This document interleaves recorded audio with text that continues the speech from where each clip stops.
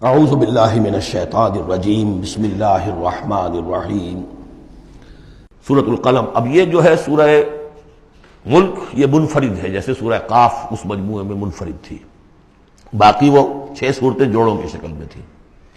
یہاں یہ کہ 3 سب گروپس آئیں گے، ایک منفرد 2 جوڑے۔ اب یہ جوڑے والی شکل ہے سورۃ القلم، اور پھر دوسری سورۃ الحاقہ۔ حاقہ میں آپ دیکھیں گے کہ انباء الرسل والی بات زیادہ نمایاں ہوگی، اور اس میں اس طرح کی کوئی بات نہیں۔ لیکن یہ سورہ نون اس اعتبار سے بہت اہم ہے کہ ابتدائی دعوت کا انداز جو محمد رسول اللہ کا ہے وہ اس میں آیا ہے۔ اور ایک خیال یہ بھی رکھیے کہ اس کی پہلی 7 آیات کے بارے میں یہ خیال ہے بہت سے حضرات کا، جن میں میں بھی شامل ہوں، میں ان سے متفق ہوں، کہ یہ دوسری وحی ہے جو حضور پر ہوئی ہے۔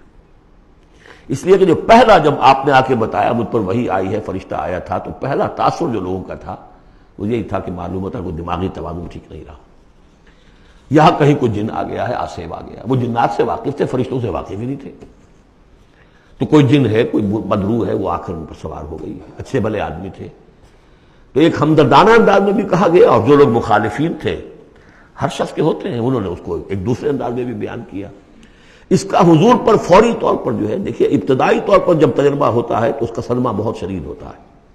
یہی جو کل تک میرے قدموں میں اپنی نگاہیں بچھا رہے تھے، آج مجھے دیوانہ کہہ رہے ہیں، یہی لوگ، میں تو ان کی آنکھوں کا تارا تھا۔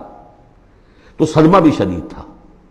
اس صدمے میں یہ آیتیں اتری ہیں حضور کی دلجوئی کے لیے۔ بسم اللہ الرحمن الرحیم، نون والقلم وما یسطرون۔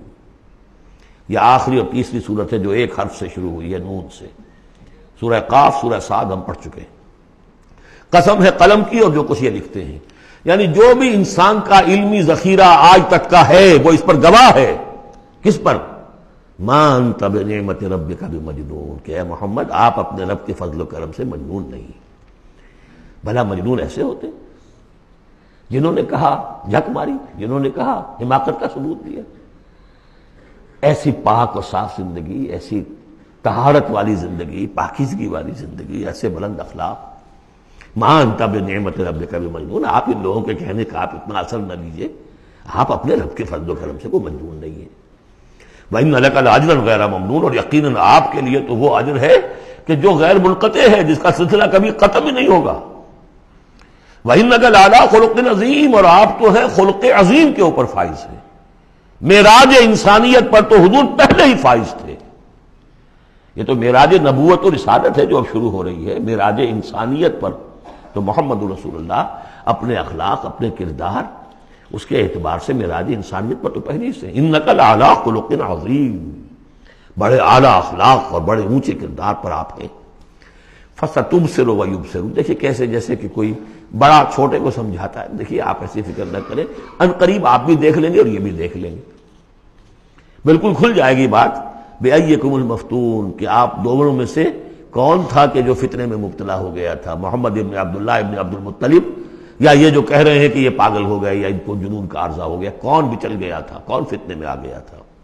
ان ربک هو اعلم بمن ضل عن سبیلہ، یقیناً تیرا رب خوب جانتا ہے کون اس کی راہ سے بھٹک گئے ہیں، وہو اعلم بالمہتدین، اور وہ ان کو بھی جانتا ہے جو ہدایت پر ہے۔ اللہ آپ جو کچھ کر رہے ہیں اللہ دیکھ رہا ہے۔ یہ 7 آیات ہیں کہ جو بہت سے حضرات کے نزدیک دوسری وحی ہیں جو محمد رسول اللہ پر ہوئی ہے۔ صدق اللہ العظیم۔